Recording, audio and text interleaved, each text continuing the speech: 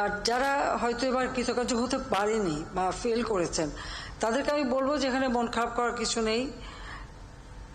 একবার এরকম হয়তো মানুষের জীবনে আসে, কিন্তু তারা যদি আবার ভালোভাবে মন দিয়ে পড়াশোনা করে, আবার উদ্যোগ নেয়, তাহলে আগামীতে পাশ করতে পারবে।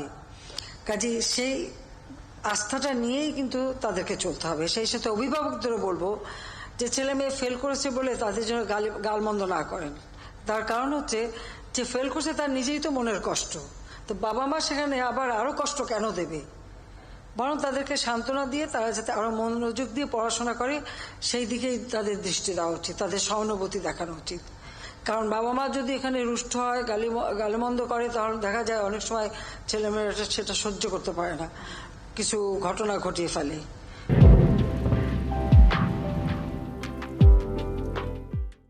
তো নিশ্চয়ই আমি চাই যে বাবা মা বা অভিভাবক চাইবেন না তাদের সন্তান হারাতে।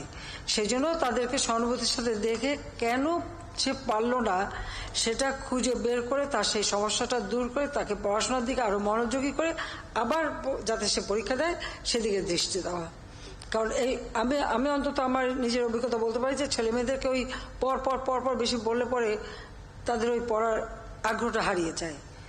কিন্তু না, পরিবেশটা তৈরি করে যদি সাথে নিয়ে বসা যায় তাহলে তাদের পড়ার দিকে এমনি আগ্রহ থাকে এবং তারা ভালো পড়াশোনা করে।